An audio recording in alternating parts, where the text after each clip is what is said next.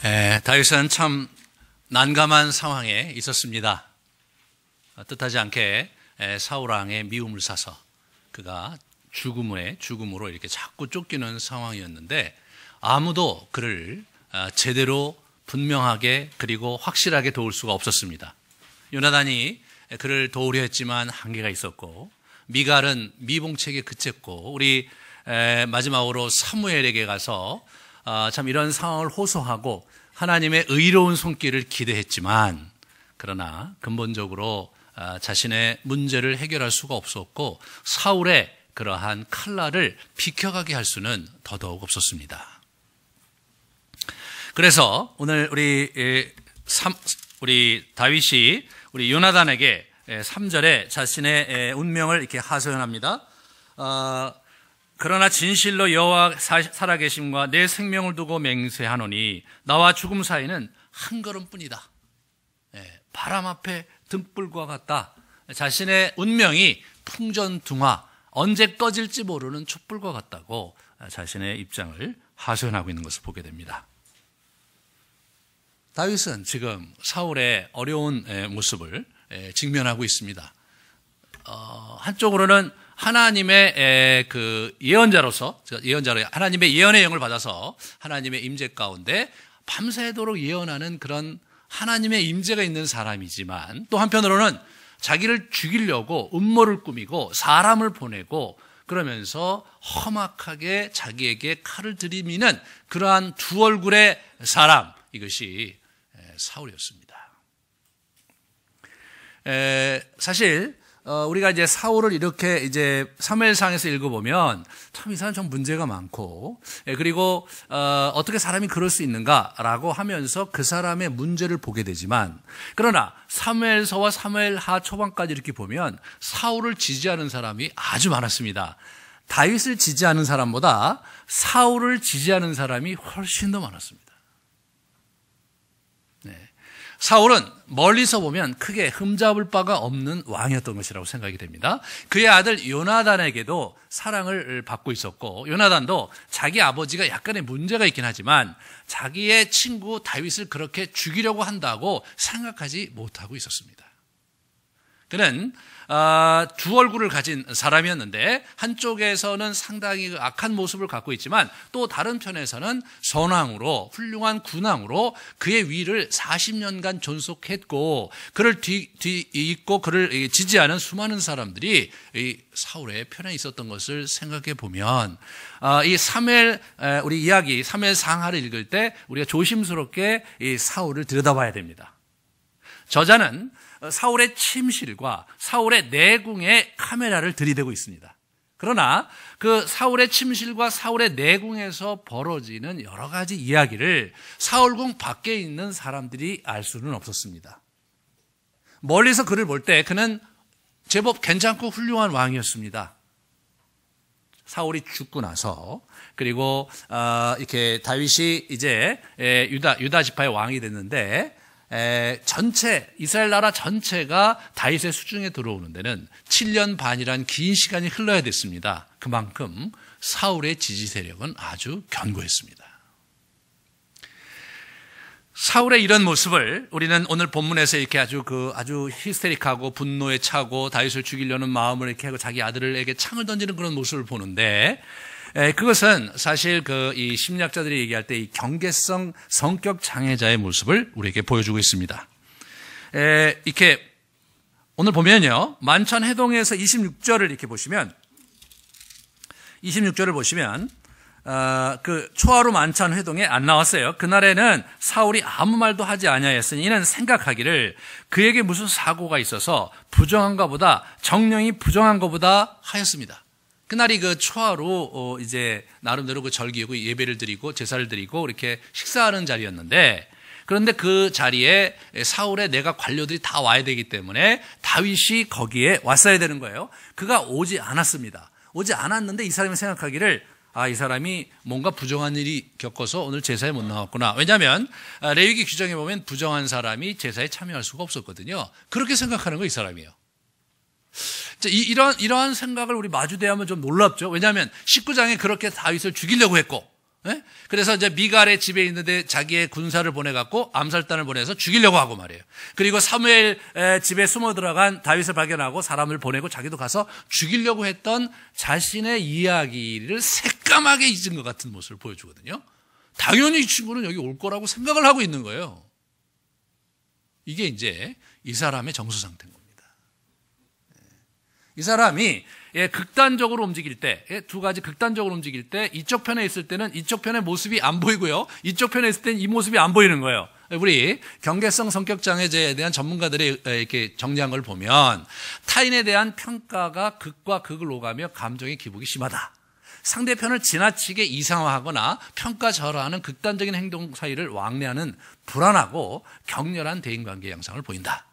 기분의 변화가 심하여 정상적인 기분이었다가 바로 우울해하고 분노하는 등 이 상태가 반복적으로 지속되고 자제력이 결여되어 있다. 오늘 딱 그 모습을 보여주는 거거든요.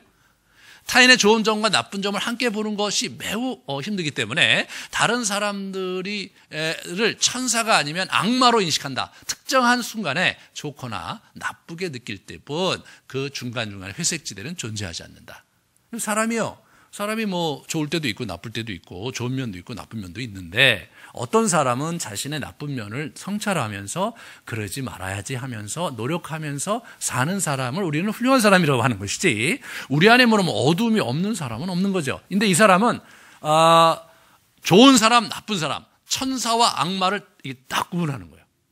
그러면서 아주 분노심을 가지고 대하는 겁니다. 거절감을 가장 견디기 어렵다고 그래요. 이 사람이 하나님께 거절감을 받았을 때 아주 견디기가 어려웠던 거예요. 여러분, 다윗을 죽이려고 마음이 시작한 게 뭐냐면, 백성들이, 오빠 부대들이 사울이 죽은 자는 천천히요, 다윗을 죽인 자는 만만이로다 할 때 그 백성들에게서 거절감을 느낀 거거든요. 이게 저 친구들이 이제 나를 떠나서 다윗에게로 가는구나. 이 친구가 거기서 견딜 수 없는 분노를 느끼는 겁니다. 그런 불안한 정서를 달래기 위해서 과소비를 하고 또 낭비를 하고 좀도둑들도 하고 난폭한 운전을 하고 과식, 현대인이니까 이제 난폭한 운전이고 이 친구는 창을 던지고 말이에요. 그런 충동적인 성향을 보이는 거죠. 우리가 때로 지내다 보면 저런 분들을 만나요.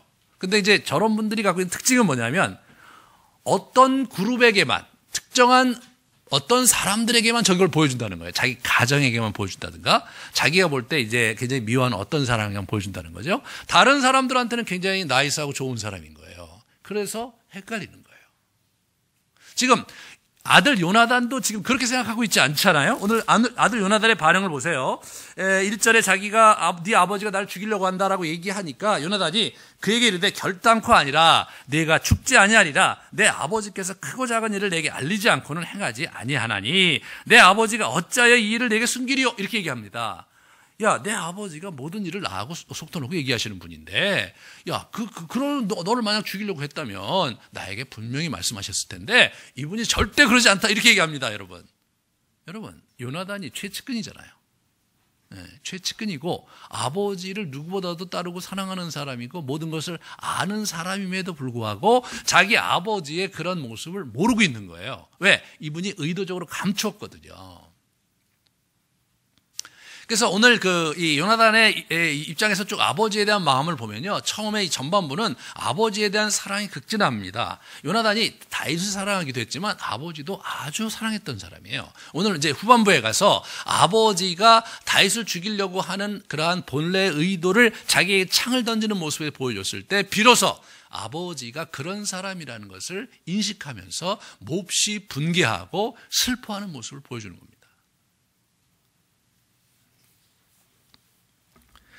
그래서 우리 27절 이렇게 보면 27절에 이렇게 이제 보시면 이튿날 곧 그 달의 둘째 날에도 다윗의 자리가 여전히 비었으므로 사울이 그의 아들 요나단에게 묻되 이새의 아들이 어찌하여 어제와 오늘 자리에 나오지 못했느냐. 이런 이새의 아들, 다윗 여기 보면요, 다윗 또는 이새의 아들인데 이 사울이 이새의 아들 이렇게 할 때는 굉장히 빈정거리는 이새의 아들놈이 어디 있느냐 그런 뉘앙스예요. 중간적으로 보시면 좋은 뉘앙스로 쓸 때는 그렇게 얘기하지 않았는데 나쁜 의도로 쓸 때 이새의 아들놈, 이게 세 번이나 이렇게 나오거든요, 오늘 본문에서.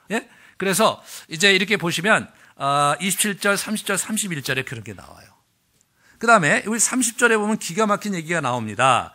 우리 그 아들이 이제 이렇게 다윗을 두둔하는 이야기를 했을 때 화가 머리까지 이르러서 이렇게 얘기하죠. 사울이 요나단에게 화를 내며 그에게 이르되 이 패역무도한 계집의 소상아, 내가 이새의 아들을 택한 것이 내 수치와 내 어머니의 벌거벗은 수치됨을 어찌 알지 못하느냐, 이렇게 얘기합니다.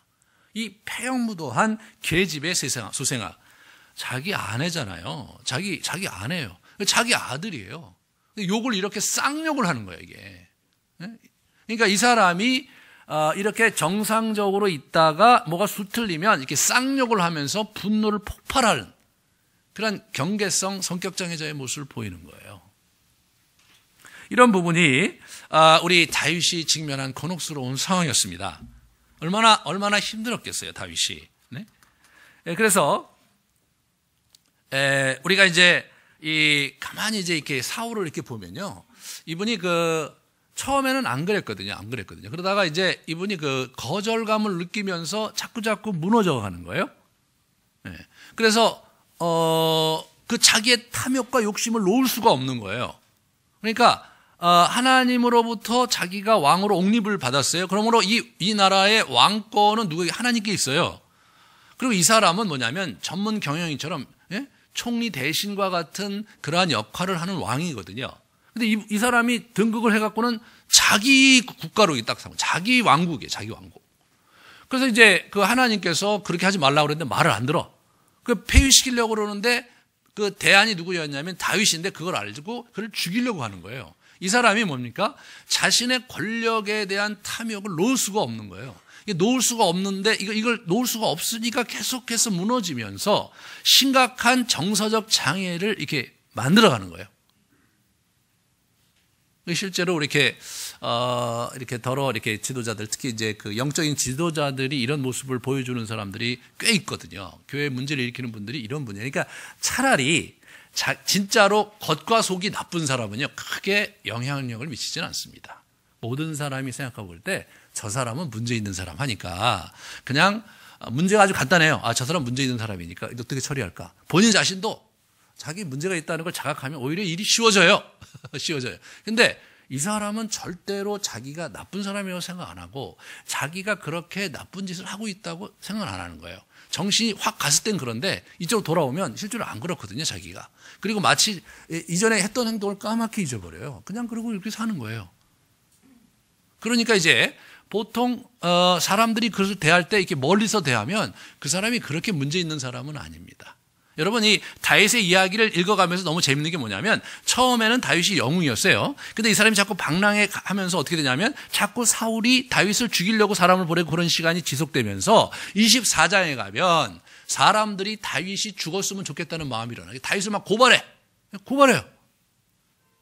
네. 그러니까 멀리서 보는 사람의 입장에서는 어땠냐면 사울이 문제 있을 때마다 좀 어렵긴 한데 꼭 누구를 지적하냐면 다윗을 지적해요. 처음에는 다윗을 너무하시지 않냐 이런 생각이 지나다가 흘러가면서 어떻게 되냐면 다윗이 오죽했으면 왕이 그렇게 했느냐 이런 식으로 바뀌는 거예요. 네? 저 녀석이 뭔가 잘못했기 때문에 지금 사울 왕이 저렇게 죽이려고 하고 그러는 거지 말이야. 네? 하나님이 세우신 사울이 사울 왕이신데 뭔가 문제가 있는 게 아니냐. 저 사람 차라리 저 사람이 없어지는 게 나라의 평안을 위해서 좋다. 이렇게 그렇게 흘러가는 거예요. 이것이 사울 왕이 갖고 있는 그런 문제의 실체였습니다. 다윗이 그러한 틈바구니 속에서 자기 길을 가고 자신을 향한 인생을 부여잡아야 되는 굉장히 곤혹스러운 시간을 이제 맞닥뜨리고 있는 거죠. 그래서 이제 이 사울이 자신의 욕심을 버리지 않아요. 탐욕을 버리지 않아요. 그런데 사울 주변에 있는 사람들은 사울에 대해서 괜찮다고 생각하고 있어요. 그런 상황에서 다윗은 사울의 미움을 아주 오로지 전체로 받으면서 자기 생이 무너져가는 것을 견뎌야 했던 그런 어려운 상황이었습니다. 다윗이 또 다른 어려움, 요나단이 아직 문제의 심각성을 이해하지 못했던 거예요. 요나단은 사울이 다윗을 죽이려 하지 않는다고 생각했어요. 왜냐하면 크고 작은 일을 정확히 얘기하는데 그렇다고 생각을 했죠. 뿐만 아니라 우리 사무엘상 19장 6절에 보시면 사울이 요나단의 말을 듣고 맹세하되 여호와께서 살아계심을 두고 맹세하거니와 그의 죽음을 당하지 아니하리라 이렇게 약속을 했거든요. 그것을 액면 그대로 요나단이 그걸 믿고 있는 거예요. 액면 그대로 믿는 거예요. 그러니까 이 사람 요나단이 순수한 사람이죠. 액면 그대로 이걸 믿어요.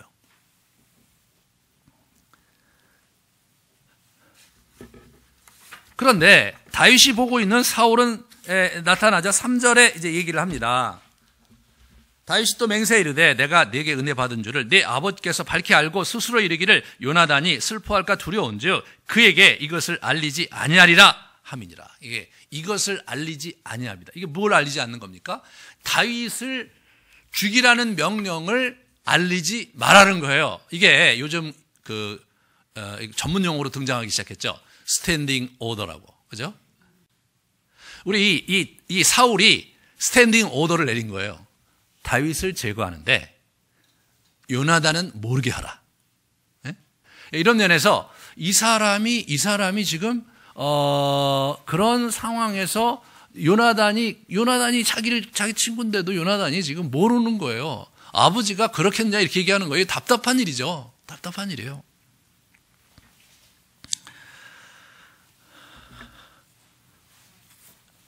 어느 정도 문제를 자각하고 있긴 했지만 설마 하고 있는 게 요나단이었어요. 그러자 오늘 32절 34절에 아버지가 창을 던지면서 욕을 하면서 창을 던지면서 다윗을 데려와라 내가 죽여버려야 되겠다라고 했을 때 비로소 그것을 자각하고 몹시 분개하고 화를 내는 그러면서 아버지의 실체를 인식하는 요나단의 모습을 이렇게 보게 됩니다. 이것이 경객성 성격 장애자가 갖는 어려움인 겁니다. 그래서 우리가 이제 이렇게 인생에 이런 사람들을 가끔 만나요. 참 곤혹스럽게도 만납니다. 이미 만나고 계신 분들이 있을 거예요. 직장 상사라든가, 이제 어디 집안에 누구 어른이라든가 이런 분들이. 그러면 이분들의 그런 부정적인 특징을 아는 사람들, 그런 분들은 그 가까이 있는 어떤 사람들이거든요. 나머지는 잘 몰라요. 나머지한테 굉장히 잘해요. 네? 그럴 경우에 어떻게 되냐면 우리가 어떤 사람에 대한 평가가 양극단으로 나뉘잖아요. 그럴 때 조심하셔야 돼요. 보통 사람들의 평가는 약간 다르죠. 이쪽에 보면 좀 좋은 면도 있고 이쪽에 나쁜 면도 있고 이제 그렇게 하면서 조금 이제 차이가 있는 게 일반적으로 사람의 모습인데 이게 이쪽에 가면 나쁜 사람이고 이쪽에 가면 아주 좋은 사람이고 이게 문제가 있는 겁니다. 그럴 경우에 이분이 성격 장애자일 가능성을 생각하면서 그분을 보게 되면 달라져요. 저도 예전에 이런 사람을 만나서 고생한 적이 있었거든요. 이해가 안 되는 거예요. 책을 보다가 이런 유형의 사람이 있다는 걸 아니까 비로소 이해가 되더라고요. 이 유형은 이렇게 행동하는 거로구나. 그렇기 때문에 이쪽에 있는 사람은 이렇게 얘기하고 이쪽에 있는 사람은 이렇게 얘기하는 거로구나. 그렇지만 이거를 모든 사람이 정확하게 그 사람의 모습을 보게 하는 것은 거의 불가능하게 가깝습니다. 그러니까 우리가 분별력이 있어야 돼요. 분별력이. 왜냐하면 잘못 줄을 섰다가는 큰 화를 면치 못하는 거죠. 이게 이 사람 지금 잘못 줄을 서서 망한 사람들이 많아요. 네? 우리 사울 편에 서서 그 대표적인 사람이 아브넬이라는 군대 장관입니다. 네. 그런 면에서 우리가 이제 요나단의 모습이 그랬다는 것을 우리가 이렇게 볼 때 다윗이 이제 이거를 어떻게 헤쳐가야 될지를 이제 우리가 잘 봐야 되겠죠. 다윗이 이제 드디어 입을 열면서 이제 요나단을 찾아옵니다. 라마 나옳을 도망 나와서 정말 내가 죽게 되었다. 날 도와달라고 얘기를 하죠. 아주 비장하게 이제 우리 요나단을 설득하면서 아버지의 심중을 이렇게 확인해 줄 것을 요청한 거죠.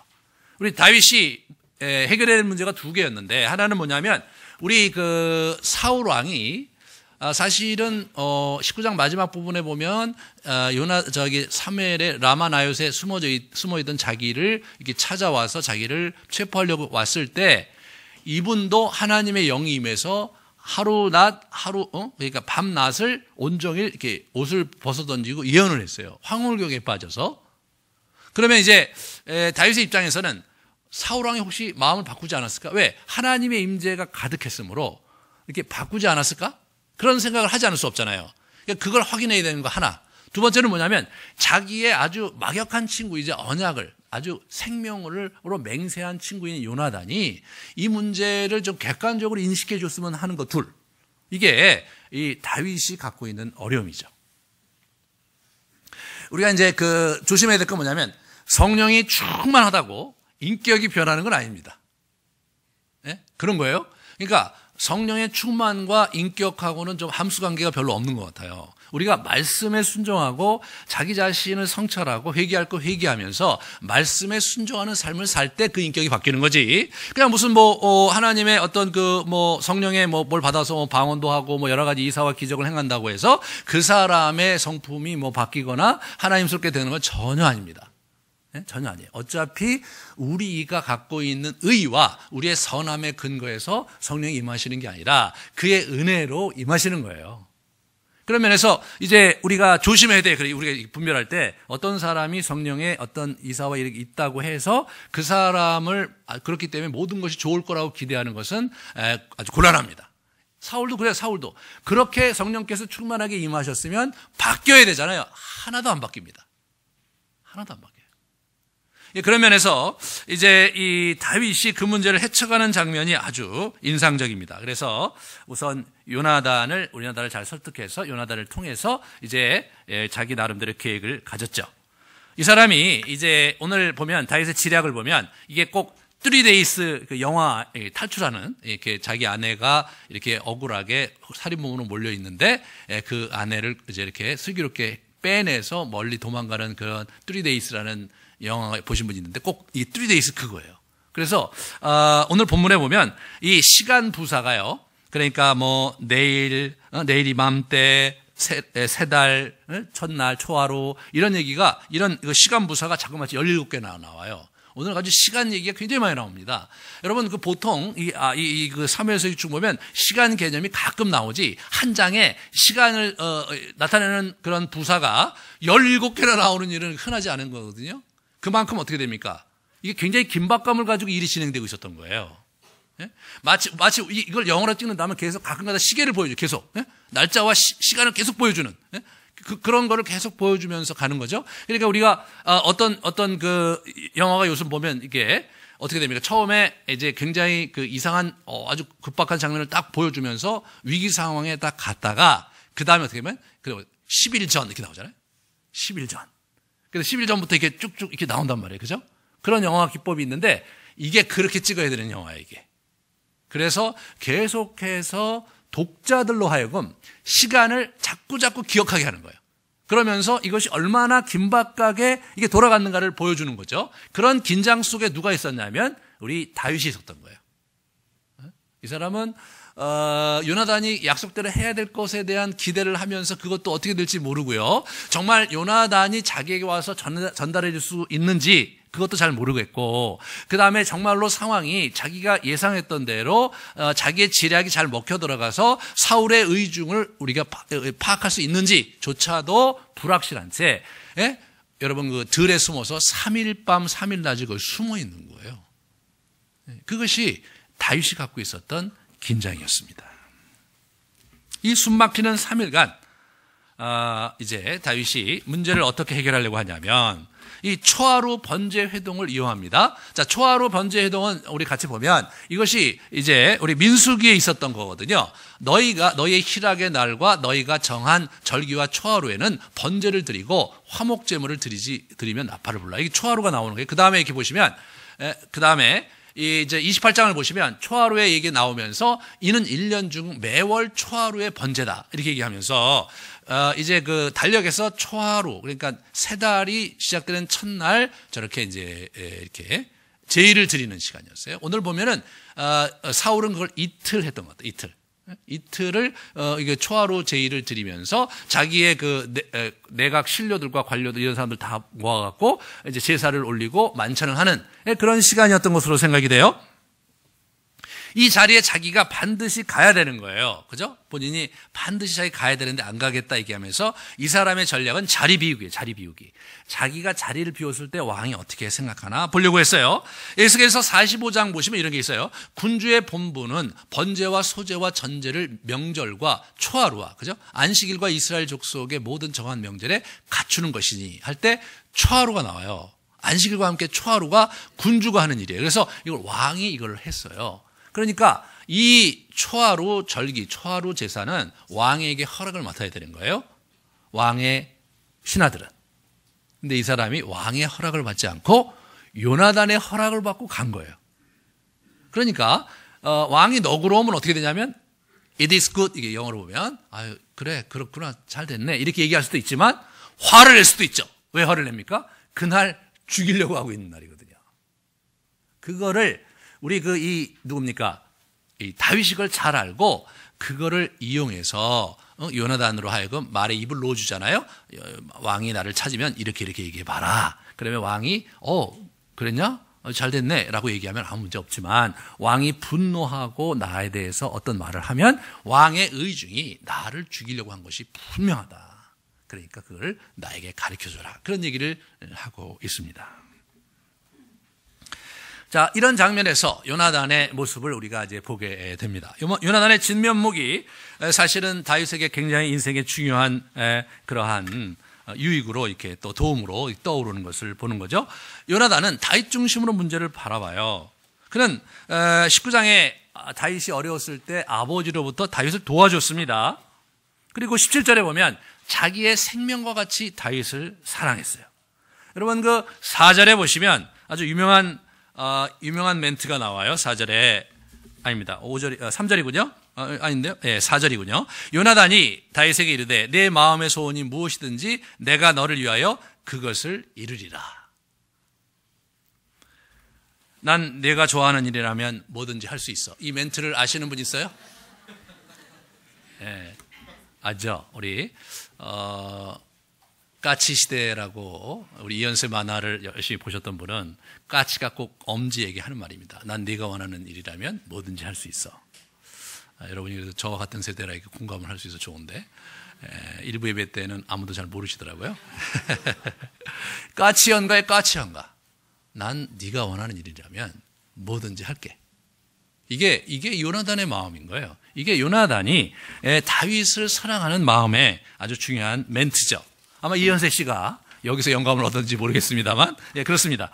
그런데, 이 사람이 다윗의 어려운 마음을 잘 다독여요. 이렇게 잘 다독입니다. 2절에 보면 절대로 그런 일 없을 거다. 9절에, 야, 그런 일 없을 거야. 그런 얘기 하면서 마음을 많이 다독입니다. 그리고, 다윗이 원하는 대로 그걸 다 해줘요. 그래, 내가 네가 원하는 대로 할게. 자, 들로 나가자. 그러면서, 자기가 이제 아버지의 의중을 파악하고 난 다음에는 내가 너한테 화살로 답할 텐데, 내가 내 부하를 데려다가 활을 쏘고 나서, 화살이 내 옆에 있다 그러면은 너는 괜찮은 거고, 화살이 네 앞에 있다 그러면 왕이 너를 죽이려고 한 것이니까, 그렇게 하면서 내 길을 가면 된다. 그렇게 얘기를 하고 있습니다. 이 요나단이 다윗의 친구로서 이제 다윗을 도와주는데, 요나단이 다윗의 친구이지만 사실은 친구 이상의 관계였어요. 오늘 본문에서 그 부분을 우리가 잘 확인하게 됩니다. 여러분, 다윗과 요나단 얘기가요, 오늘 1절에서 42절까지 장황하게 펼쳐집니다. 굉장히 구체적으로 나와요. 사실 오늘 제가 17절부터 읽었거든요. 17절부터 해도 본문의 이야기를 잘 전달할 수가, 어떤 일이 있었나 전달할 수가 있는데, 앞에 1절서부터 16절까지 정확하게 또 얘기를 해요. 했던 얘기를 반복하고 또 했던 거, 얘기를 자꾸 들어야 돼, 우리가. 왜 저자가 이 요나단과의 이야기를 이렇게 장황하고 세밀하게 기록함으로써 이 한 장에 요나단이 어떤 사람이며, 요나단이 다윗에게 어떤 도움을 줬는가를 면밀히 이렇게 보여주려고 하는가. 그것을 우리가 잘 읽어내야 됩니다. 요나단은 처음에 아버지는 다윗을 죽이려고 하지 않는다고 생각했어요. 아버지가 때로 제정신이 아닐 때 그렇게 다윗을 이제 죽이려고 하는 모습을 보이긴 하지만, 어디까지나 그것은 아버지가 정신이 없을 때 그런 것뿐이지 진짜로 다윗을 죽인다고 생각하지 않았어요. 그런데 다윗이 그 문제를 진지하게 얘기하자 이 사람은 다윗을 다독이는 데 있어서 그 14절에서 16절에 여호와의 시각으로 그 문제를 해결해 주려고 이렇게 하는 것을 이렇게 우리가 확인하게 되는 거죠.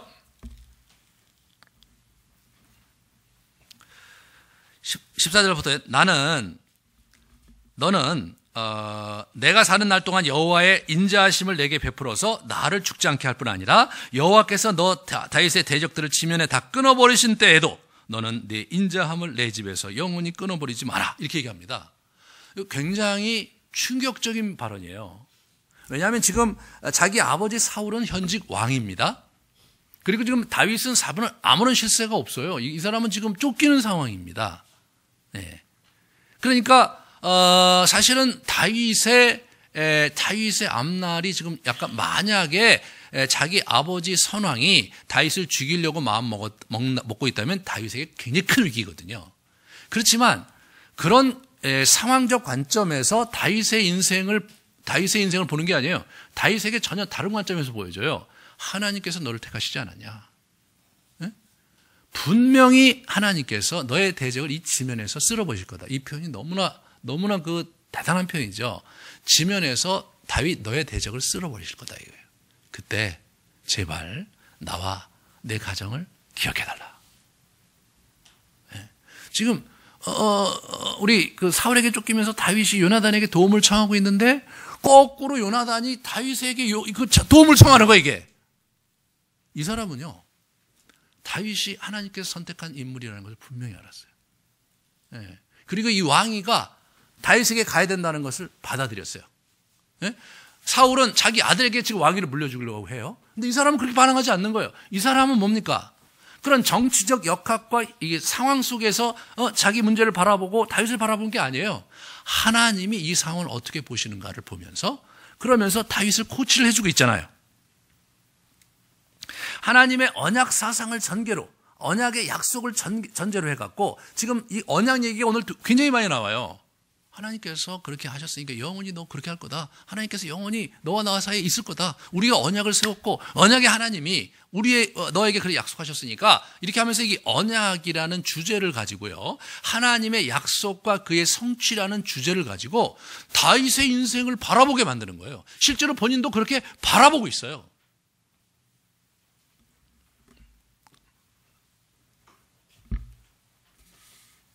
그는 언약에 신실한 사람이었습니다. 오늘 본문을 쭉 보시면 그는 불의와 확실한 결별을 하는 장면을 우리가 30절에서 34절에 확인할 수가 있어요. 아버지가 막 쌍욕을 해댑니다. 이 폐역무도한 계집의 소생아 이렇게 얘기합니다. 31절에 이새의 아들이 땅에 사는 동안 이새의 아들놈이 땅에 사는 동안은 너와 내 나라가 든든히 서지 못하리라. 그런즉 이제 사람을 보내 그를 내게로 끌어오라. 그는 죽어야 할 자다. 요나단이 그 아버지 사울에게 대답하여 이르되 그가 죽을 일이 무엇이나이까 무엇을 행하였나이까. 사울이 요나단에게 단창을 던져 죽이려 한지라 요나단이 그의 아버지가 다윗을 죽이려 결심한 줄 알고 심히 노하여 식탁에서 떠나고 그달의 둘째 날에는 먹지 아니하였으니 이는 그의 아버지가 다윗을 욕되게 하였으므로 다윗을 위하여 슬퍼함이었더라. 그래서 이 사람이 분명하게 자기는 황태자입니다. 이게 황태자예요. 그리고 자기 선왕이 죽으면 자기가 대권을 잇는 사람이에요. 하지만 이 사람이 그것에 연연하지 않았어요. 네. 아니 왜 다윗을 죽이려고 합니까? 다윗이 죽어야 될 이유가 도대체 무엇입니까? 이런 부분에서 이 사람은 뭐냐면 하나님 나라를 하나님의 관점에서 보는 자예요. 하나님의 나라의 왕은 하나님이 세우시는 거고 하나님이 폐위하시는 거고 아버지가 아니라 하나님이 택하신 다른 사람이 왕이 되면 자기는 그걸 따라야 되는 사람이라고 생각하고 있는 거예요.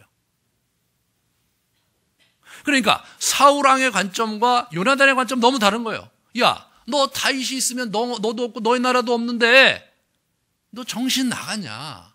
너 걔가 죽어야 네가 살고 너의 나라가 사는 거 아니냐 이러면서 이렇게 얘기하는데 그 얘기는 한마디도 안 합니다. 왜 불의를 행하십니까? 왜 다윗이 죽어야 될 행동을 하지 않았는데 왜 다윗을 죽이려고 하십니까? 이게 요나단의 정신인 거예요. 요나단은 어떻게 됩니까? 하나님 나라를 사는 하나님의 의를 추구하는 자입니다.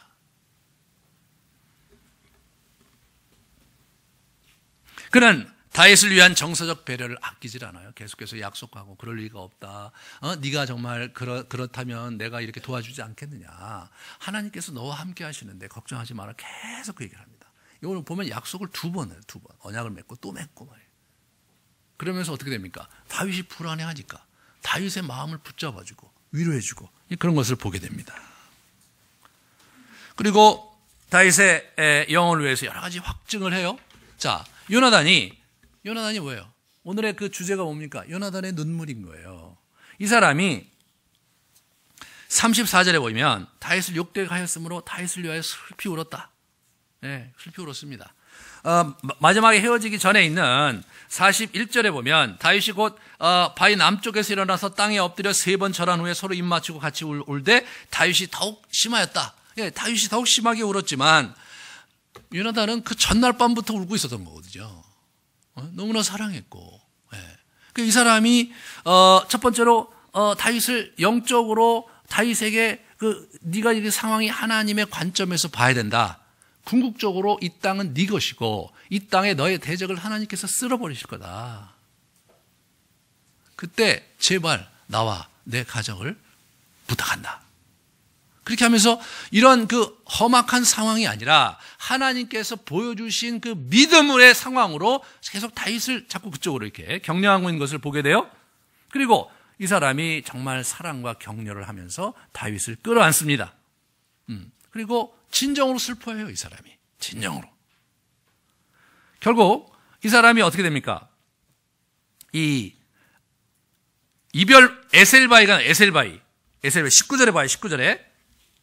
19절에 이렇게 보시면 너는 사흘 동안 있다가 빨리 내려가서 이 일이 있던 날에 숨었던 곳에 이르러. 이 일이 있던 날.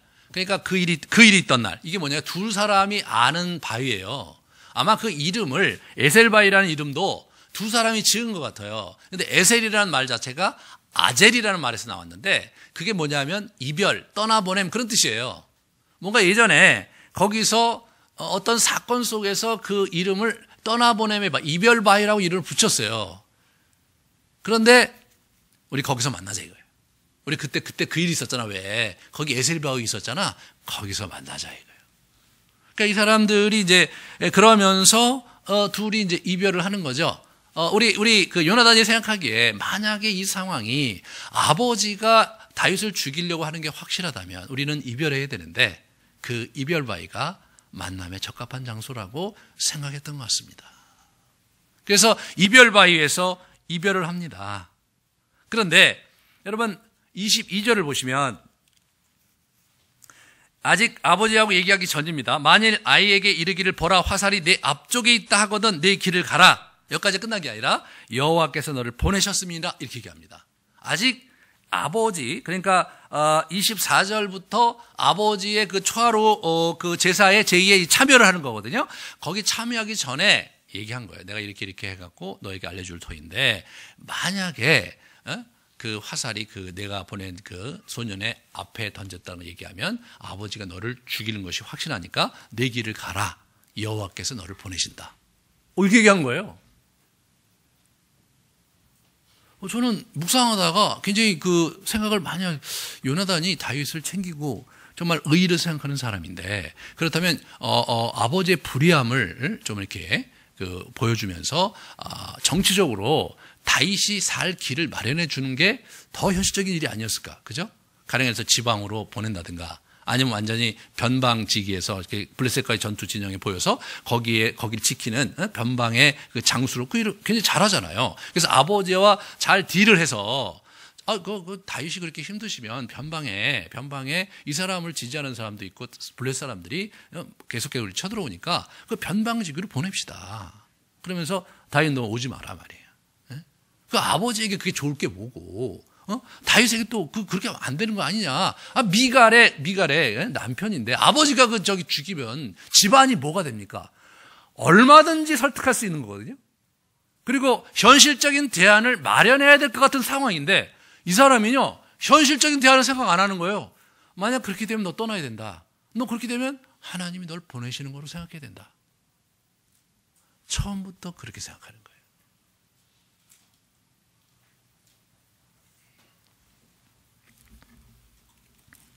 오늘 마지막 마지막 42절에 보시면요. 요나단이 다윗에게 이르되 평안히 가라. 우리 두 사람이 여호와의 이름으로 맹세하여 이르기를 여호와께서 영원히 나와 너 사이에 계시고 내 자손과 내 자손 사이에 계시리라 하였느니라 하니 다윗은 일어나 떠나고 요나단은 성으로 들어갔다. 다윗은 일어나 떠나고 이런 표현. 일어나 떠나고. 여러분, 이 말이 여기 처음 나오는 겁니다. 제가 지난 시간에 19장에 나왔는데 무슨 얘기했냐면 도망하다는 표현 얘기하면서 그죠? 이렇게 fled and escape 영어로 이렇게 되거든요. fled and escape. 그래서 이제 도망하는데 escape 피하는 거거든요. 도망하고 피하고 도피하다. 그래서 도피하다. 그래서 19장 20장 첫 번째는 도망해서 왔다 이렇게 나와요. 근데 여기는 떠난다는 얘기예요. 영어로 depart라는 표현을 써요. 완전히 다른 단어예요. 그러니까 뭐냐면 지금 요나단이 다윗을 떠나보내는 거예요. 어디로 떠나보냅니까? 광야로 떠나보내는 거예요. 거기 뭐 하는 곳입니까? 하나님이 계획하신 연단의 땅인 도망하는 자로서의 기약 없는 삶을 보내야 되는 그 땅으로 요나단이 보내는 거예요. 너 그렇다면 하나님께서 그 길을 네게 주신 거 맞으니까 너 가야 된다 이거예요. 그러면 보내면서 야, 너 필요한 게 있으면 내가 이것도 대주고 이것도 될 테니까 너 먹을 거 있으면 내가 보내주고 이제 그렇게 하겠다고 현실적인 아무런 조치도 안 합니다. 그냥 네가 가야 될 길을 가야 되는 거예요. 그러면서 본인은 어떻게 돼요? 이 사람은 자기 길로 떠나고 자기는 성읍으로 돌아와요. 자기는 왕궁으로 돌아온단 말이에요. 돌아오는 이 요나단의 마음이 얼마나 슬펐을까? 얼마나 가슴이 미어졌을까? 예. 다윗은 어떻습니까? 약간의 나이에 왕의 미움을 사서 억울하게 누명을 쓰고 미움을 사서 이 사람이 지금 도망해야 되는데 정처 없이 광야로 내쫓겨야 되는 상황이잖아요. 얼마나 분하고 억울했겠습니까, 여러분? 얼마나 가고 싶지 않았겠어요, 거기를. 정말 가고 싶지 않고 가고 싶지 않은 그 길을 누가 등 떠미느냐? 요나단이 사랑으로 받아주면서 도닥이면서 하나님의 뜻이 너에게 있고 궁극적으로 이 지면에서 너의 대적을 다 흩어버릴 거다. 믿음으로 가라. 그것이 하나님의 뜻 아니겠느냐? 여러분, 다윗이요, 요나단이 그러지 않았으면 저는 안 떠날 수도 있다고 생각해요. 여러분, 다윗은요, 사울 죽이는 게 어려운 사람이 아니에요. 이 사람은요, 화가 나면 어떻습니까? 지금 약간의 나이에요. 자기 부당해요. 자기 지지 세력도 있어요. 사울왕이 자기가 지금 정당하게 부마가 됐고 민족의 영웅으로서 블레셋과의 싸움에서 이 사람이 백전백승입니다. 사울을 죽인다 한들 이 사람에게 뭐 대수겠어요? 이 사람 죽일 수 있는 사람이에요. 죽일 수 있는 사람이에요. 그런데 이 사람이 떠납니다. 어떻게 떠날 수 있었을까? 요나단 때문에 가능했던 거라고 생각합니다. 요나단은 다윗의 영적인 멘토였습니다.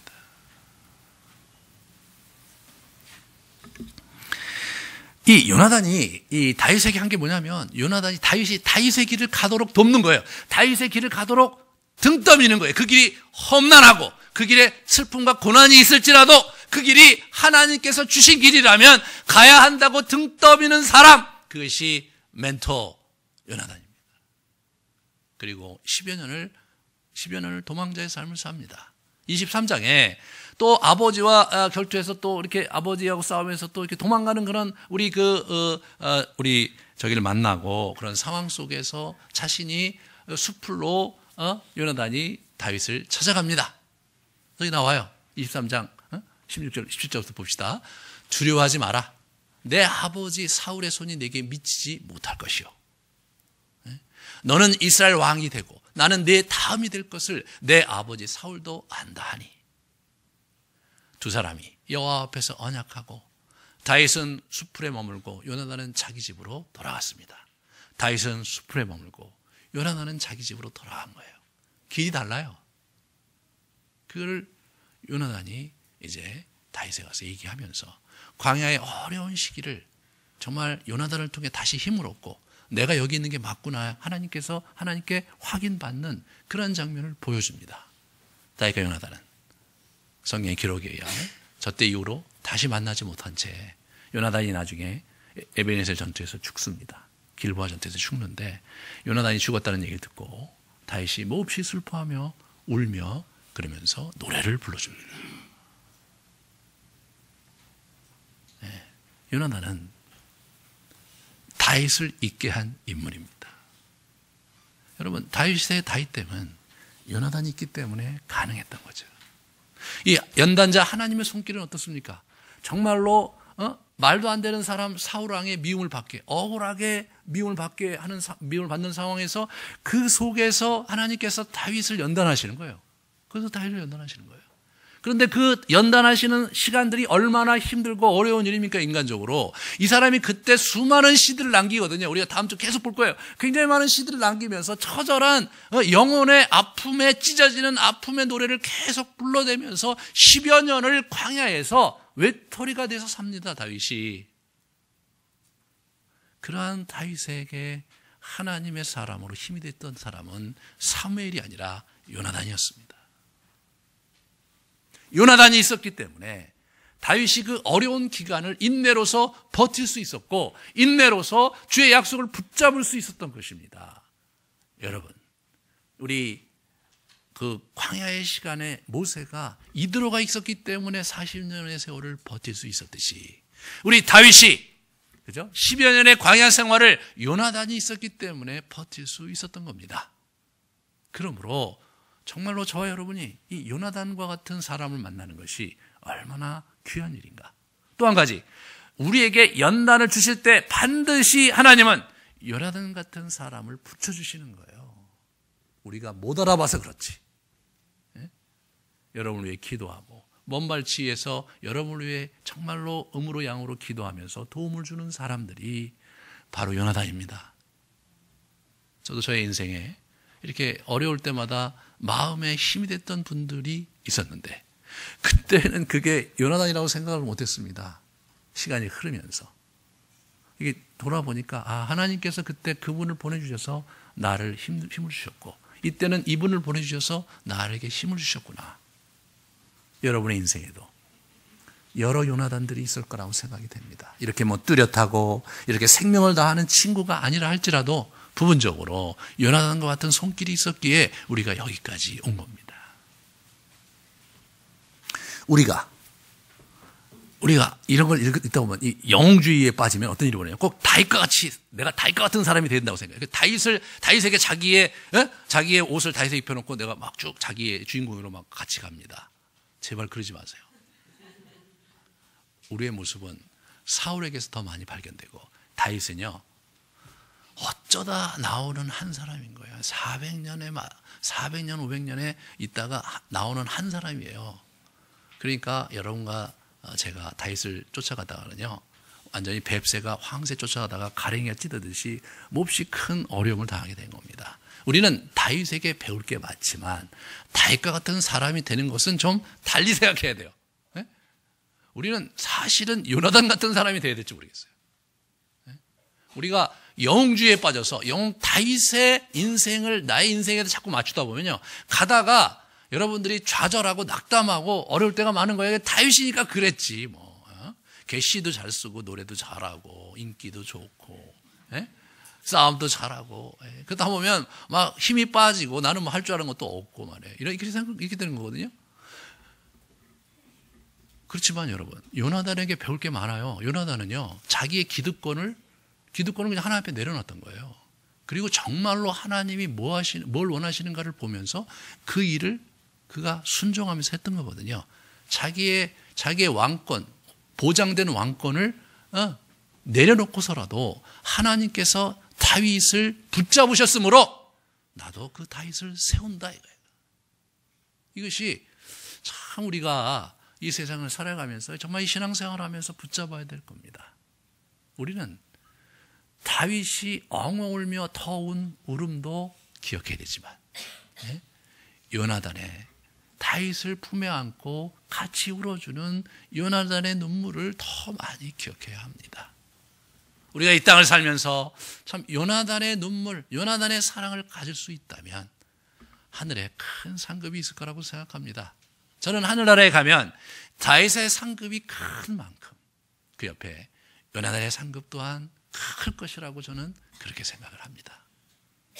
여러분과 제가 자, 이 요나단 같은 인생을 살고 정말 다윗같이 무너지고 또 험한 영혼들을 볼 때 그의 문제를 해결해 주려고 하기보다는 그의 삶에 허락하신 하나님의 뜻이 무엇인지 잘 분별하면서 그를 격려하고 기도해 주고 멀찍이서 그를 후원해 주는 그런 멋진 사람, 그런 사람들이 되어주시기를 주님의 이름으로 축원합니다.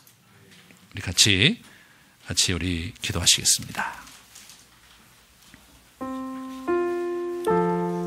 우리 여러분은 누구에게 더 동화가 됩니까? 다윗에게 더 동화가 되는 분도 있을 거고 아니면 사울과 같은 삶의 모습에 더 동화가 되는 사람도 있을 거고 요나단과 같은 삶의 스펙트럼에 정말 호감이 가는 사람들도 있을 겁니다. 여러분이 사울의 위치에 있는지 아니면 쫓기는 자 다윗의 위치에 있는지 아니면 격려하는 자 요나단의 위치에 있는지를 돌아보시면서 여러분 마음 가운데 다가오는 바를 주님께 고백하는 시간을 갖겠습니다. 우리 잠깐 침묵하면서 돌아보는 시간을 갖겠습니다. 이제는 우리 가운데 오셔서 생명의 소망을 주신 예수 그리스도의 은혜와 우리 마음에 깊은 평강과 힘을 주시고 소망을 붙잡게 하시는 하나님의 능력과 위로와 힘과 그리고 선한 인도를 베풀어 주시는 성령 하나님의 따스한 손길이 오늘 요나단 얘기와 어려운 길을 떠나는 다윗 얘기를 듣고 마음에 여러모로 참 안타깝고 갈급한 우리 귀한 심령들 위해 이제로부터 영원토록 함께 있을지어다. 아멘.